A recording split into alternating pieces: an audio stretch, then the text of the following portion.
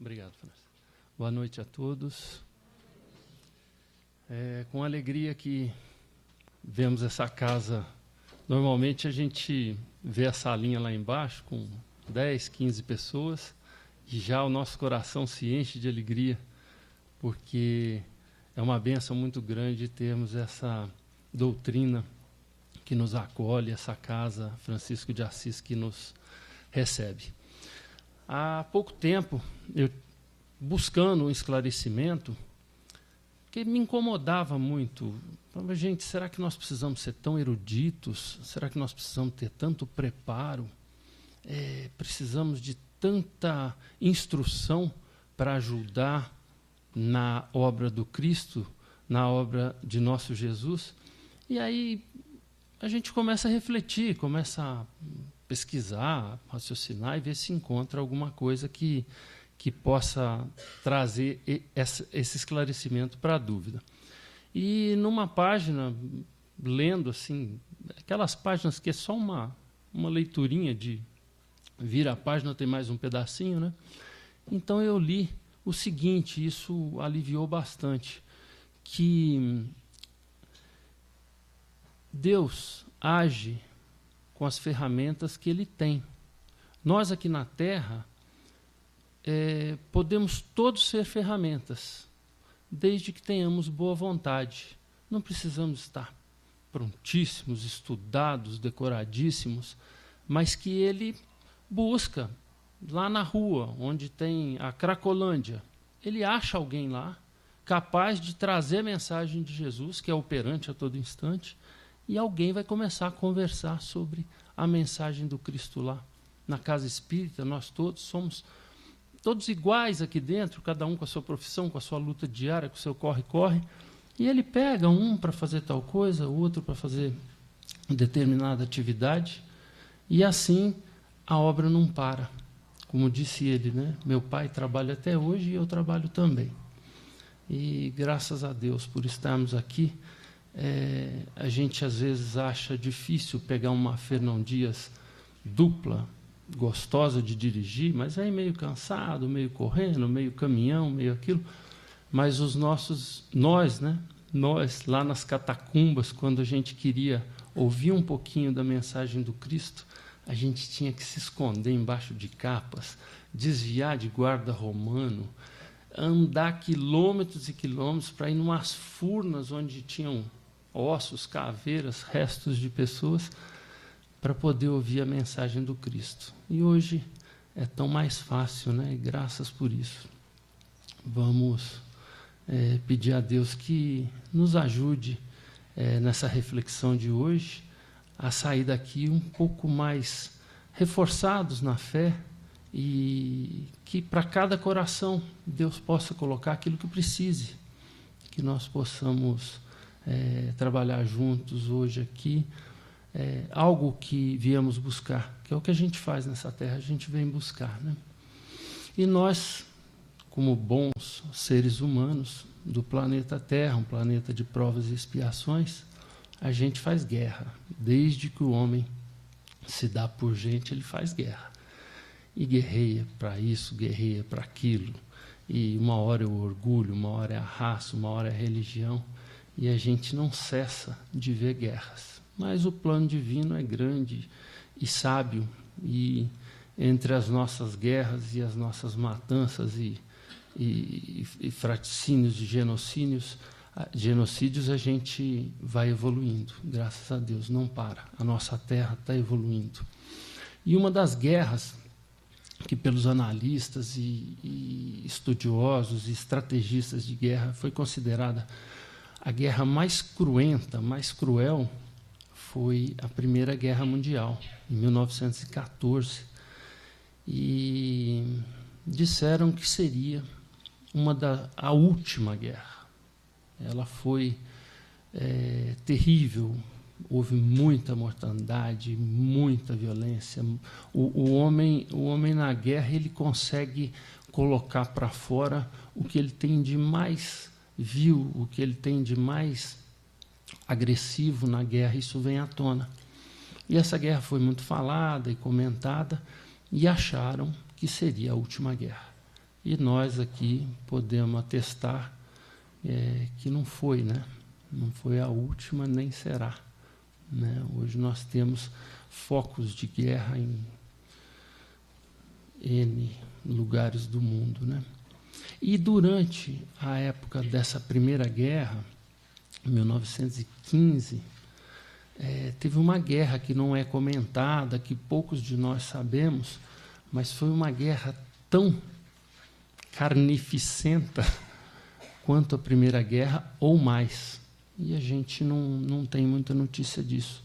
Essa guerra foi entre os turcos otomanos, onde foi a Constantinopla, na divisa da Ásia com a Europa, né? A Turquia.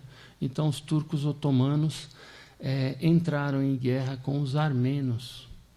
E foi, para a gente ter uma ideia assim, de dados oficiais, foram 1,5 milhão de assassinatos pelos turcos aos armenos. Então, mataram bastante. E essa guerra, o motivo dela, a gente pode tentar adivinhar, mas não tem muitas opções, né? Não era petróleo, mas era racial. Simplesmente porque um conflito entre uma raça que não aceitava a outra. Então, é o preconceito matando 1,5 milhão de vidas oficialmente. A gente acredita que pode ter sido muito mais que isso. Nos bastidores dos campos de batalha, talvez tenha chegado a bem mais que isso. E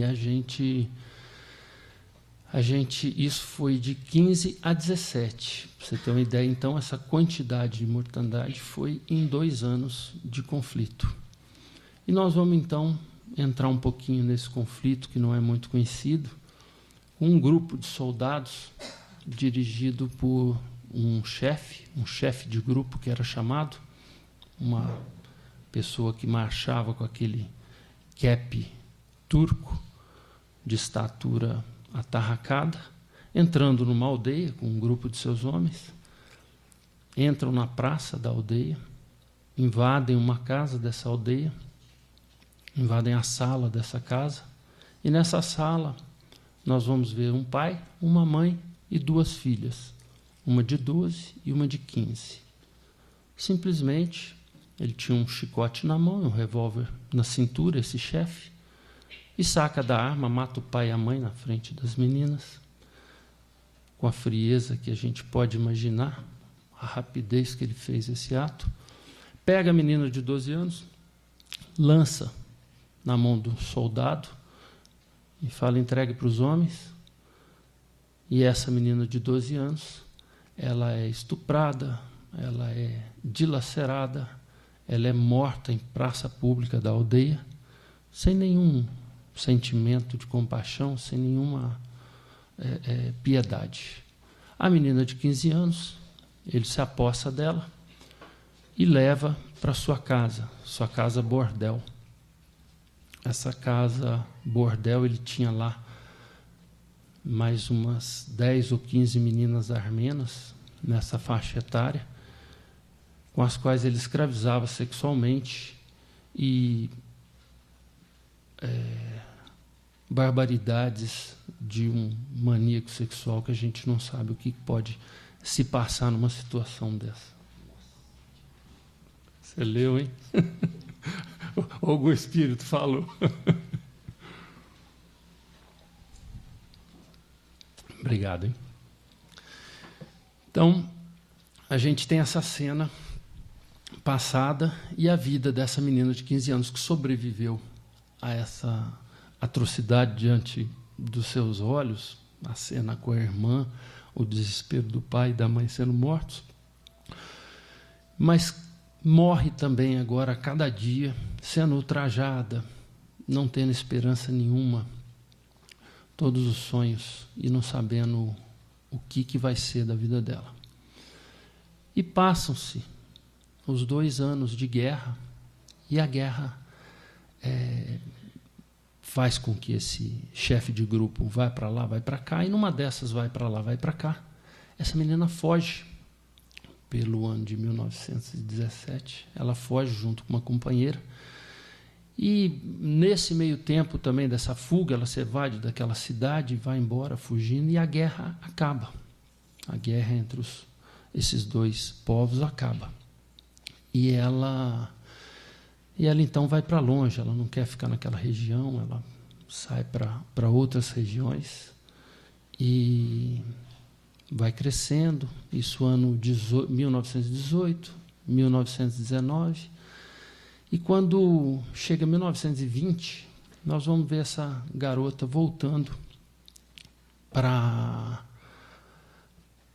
Istambul, a capital da Turquia. As coisas já estavam apaziguadas, e ela volta, se inscreve num curso de enfermagem, se dedica, aplica-se totalmente àquele mistério e começa, após concluído o curso, a trabalhar no Hospital de Urgências de Istambul. E torna-se uma enfermeira de mão cheia, caridosa, abnegada, prestativa, uma pessoa que todos no ambiente onde ela trabalhava tinham só a elogiar. E lá, num determinado momento, o seu diretor chega, chama a um canto e fala: olha, nós temos um doente que chegou e que não está tendo condições de atendimento. Nenhuma das tuas colegas quer atender, porque o mal que ele traz são erupções muito fétidas, ele está purulento, o odor que ele exala, nós o encostamos até numa sala jamais afastada dos outros leitos, mas ele em poucos dias provavelmente morrerá. Mas eu queria te perguntar se você poderia cuidar, fazer um mínimo de cuidados para esse paciente que foi internado. Ela prontamente não discute, ela fala: nós fizemos o nosso curso, nós estamos aqui para servir, para atender aqueles que precisam, e se ele está precisando, eu vou. E assim foi. E a situação desse paciente era tão drástica que o diretor ainda comentou com ela o seguinte: falou, nem filhas dele talvez o atenderiam, porque realmente está insuportável a cena e a condição dele. Mas, enfim, essa enfermeira vai com o seu objetivo de curar, de atender, de assistir, e começa o trabalho que ela tem que fazer. E por 6 meses ela se dedica incansavelmente a atender, com amor quase filial, com dedicação ininterrupta a esse paciente que, com tanta dedicação, conseguiu a recuperação que era vista como impossível. E ao prazo de final de 6 meses, esse paciente tem alta. E pronto, e vestido, e andando com as próprias pernas e dono de si novamente, ele vai até o diretor e vai agradecer tudo que foi feito por ele naquele hospital. E o diretor aponta: olha, você deve a sua vida, você deve tudo isso àquela enfermeira, porque ela, não fosse por ela, você não estaria aqui. Ela fez todo o trabalho sozinha, a dedicação, nunca emitiu uma queixa, não falou nada, não reclamou, não comentou. Ela simplesmente se dedicou e, com a ajuda dela, você está curado. Agradeça a ela, ela está ali. Imediatamente o paciente se levantou e foi até a enfermeira, pediu que ela se sentasse, sentou de frente para ela e começou a conversar. No diálogo, ele percebeu que ela falava o idioma turco, mas com sotaque armênio, e comentou com ela: você fala bem a nossa língua, mas você tem um sotaque armênio. Ela: claro, eu sou armênia. Por época da guerra, eu estive na sua terra. Eu me lembro exatamente quando o Senhor entrou na nossa aldeia, atravessou a nossa praça, invadiu a minha casa, matou o meu pai, matou a minha mãe, atirou a minha irmã como se fosse um osso a cães selvagens e bravios, e ela foi estraçalhada, despedaçada diante dos meus olhos. E a mim, que fez como escrava sexual por 2 anos, óbvio, ele empalideceu, recobrou a sua postura e fez para ela uma pergunta direta. Mas você me conheceu assim que me viu? E ela respondeu, claro. A vítima sempre reconhece o algoz. É impossível que eu não lhe reconhecesse. E mais uma pergunta ele fez, e por que você não me matou? E a resposta dela foi, porque eu sou cristã.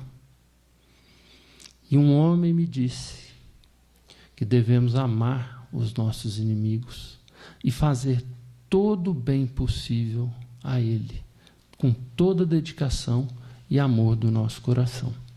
Por isso, eu não lhe matei. Esse episódio faz com que a gente reflita um pouco e fica uma pergunta no ar. Nós vamos conversar mais um pouco sobre temas ligados a essa história, mas fica uma pergunta. Nós, cada um de nós, no coração, nós perdoaríamos? Pensemos a respeito, né? O perdão está diretamente ligado ao amor. E o perdão, ele é entendido pela maioria de nós de uma maneira, vamos tentar assim, perdão é esquecer a ofensa, o perdão é... faz de conta que eu esqueci, faz de conta que eu não estou magoado, ou perdão, não vai ter jeito mesmo, essa pessoa é um assassino frio, não adianta a gente fazer nada. Então, essa é a visão que nós temos, em geral, do perdão, que o efeito do perdão não tem muito... A gente continua magoado, aquele ser que ofendeu continua dentro da sua ação de agredir, de ofender, e nós vamos assim nos desculpando e deixando a coisa para ela mesma.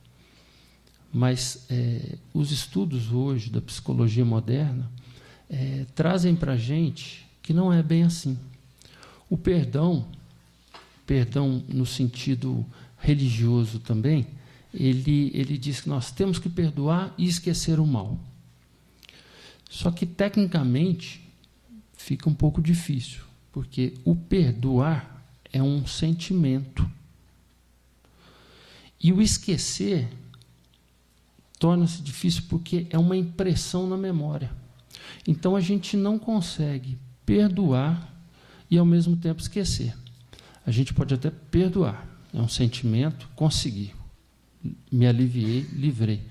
Agora, aquela impressão que ficou na memória, daquele ato, daquela cena, daquela ofensa que o sentimento imprimiu em nossa memória, esse sempre que a gente olhar ou encontrar com a pessoa que a gente considerou que tenha nos ofendido, ela vai aparecer.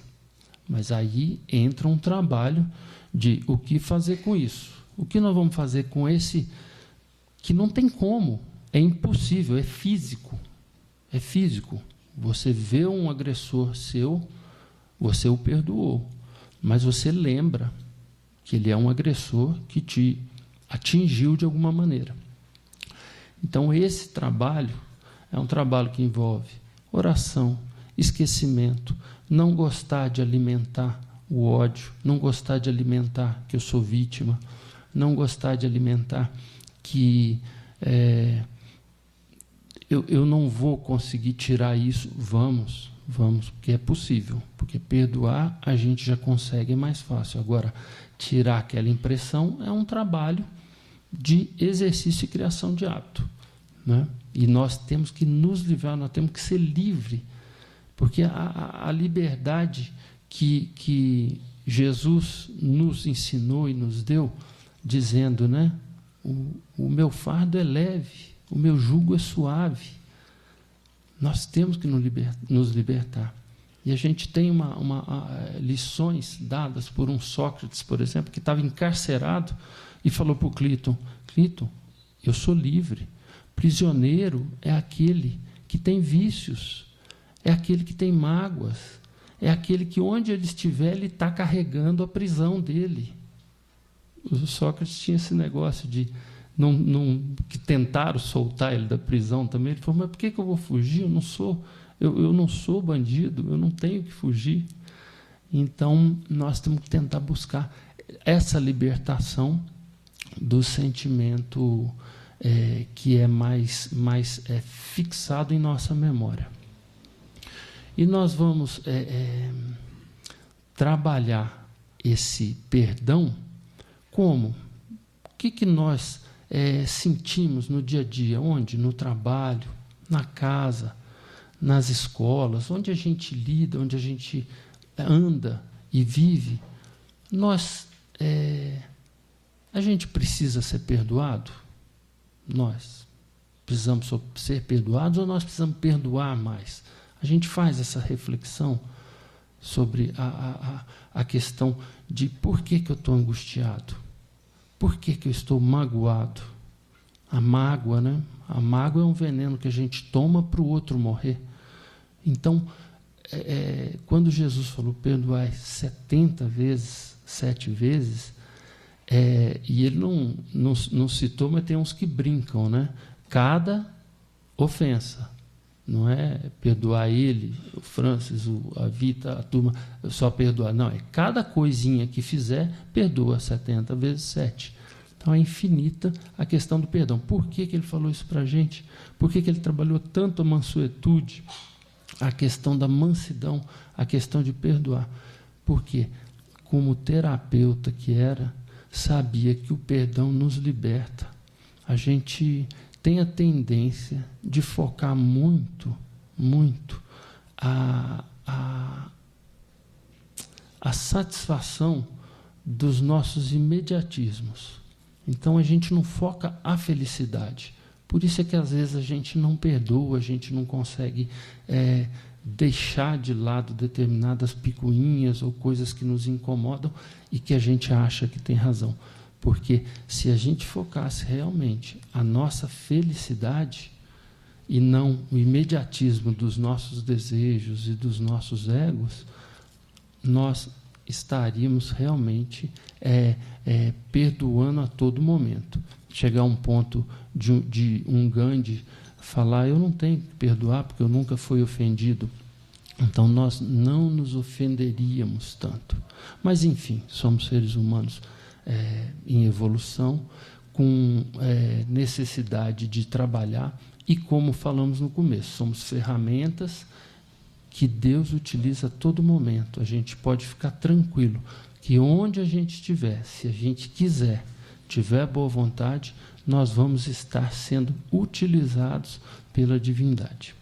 E o perdão, a gente toca um pouquinho para frente, no seguinte sentido: nós temos nas passagens bíblicas alguns exemplos assim que são ricos demais para esse trabalho que nós temos que fazer, a gente ter como parâmetro e base.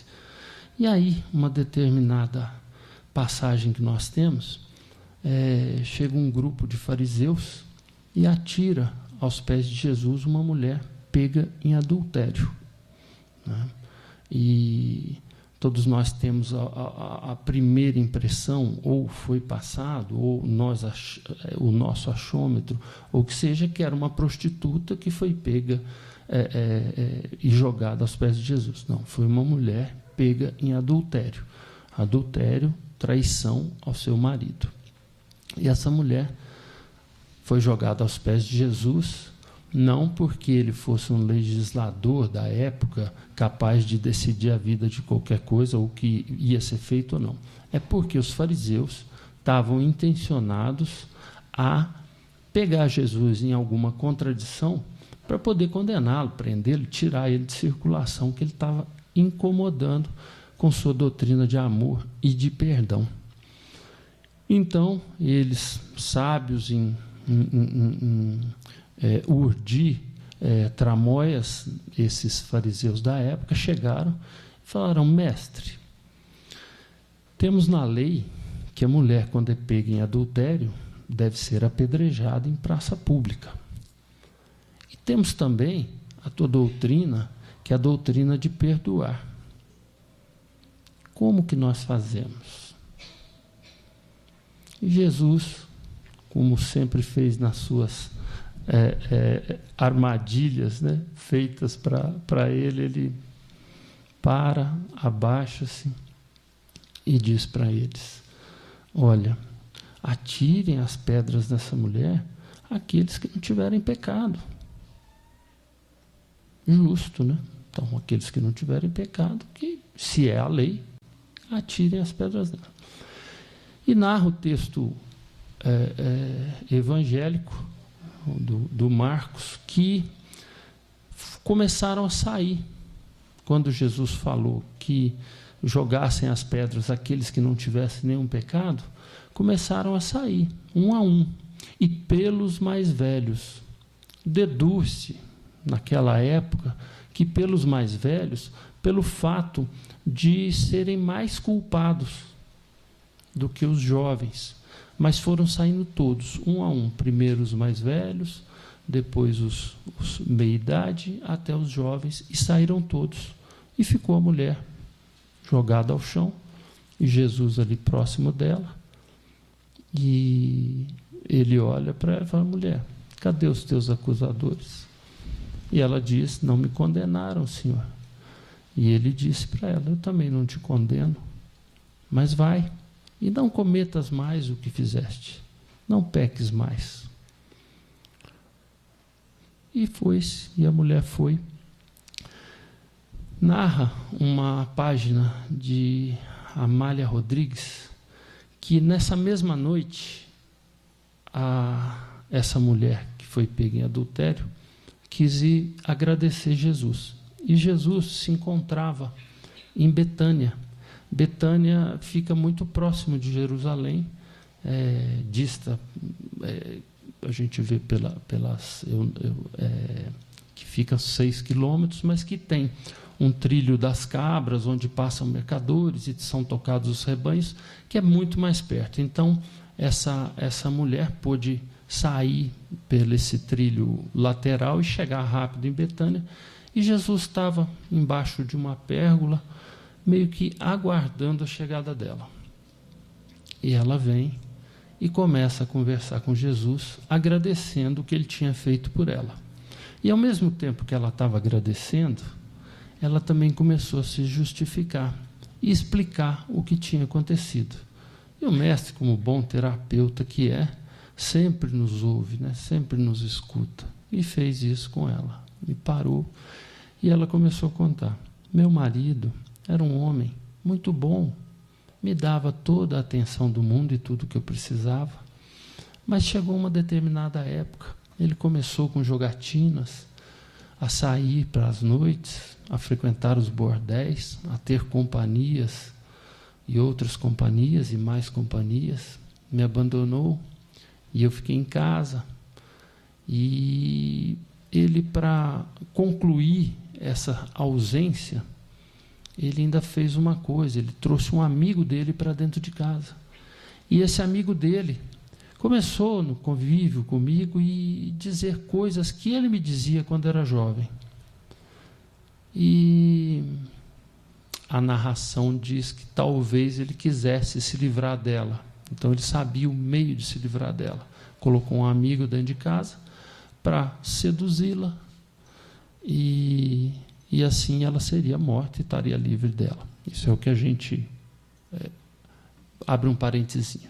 Mas, enfim, esse amigo dele, que não era lambisca muito boa, como diz na gíria, né, seduziu e adulterou com essa mulher, e o próprio marido a entregou às autoridades, como era concernente à lei, para que ela fosse apedrejada. E Jesus ouviu isso com tranquilidade e deu um sorriso, que era típico dele fazer sempre, e falou com ela: mas vai, você teve hoje o seu recomeço, não peques mais, segue a tua vida. E essa mulher foi para terras distantes, montou um lar nessas terras longínquas e começou a atender pessoas desvalidas, começou a atender viajantes que se perdiam, que adoeciam, começou a receber crianças, órfãos, enfim, fez a caridade sem parar. E nós trazemos isso para os nossos passos diários, né? Esses exemplos que nós tivemos de como é possível, né? Com o jugo de Jesus, com a bondade divina, com a grande bênção que é a doutrina espírita, do nosso aprendizado a cada dia e a oportunidade que temos a cada dia.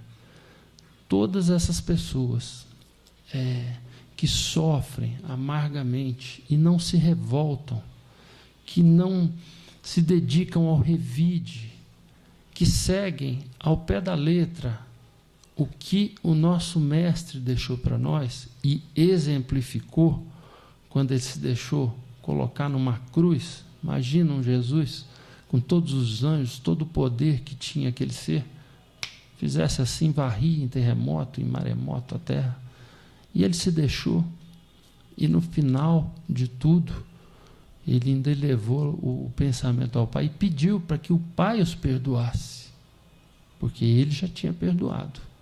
Então ele pediu: Pai, perdoa-os, eles não sabem o que fazem. E nós então temos uma grande chance de, em cada passinho nosso, em cada atividade nossa, dentro do lar, acho que é o cadinho mais transformante das nossas metalidades, né? Do ferro e do aço que nós somos em orgulho e razão, que nós temos sempre razão, né?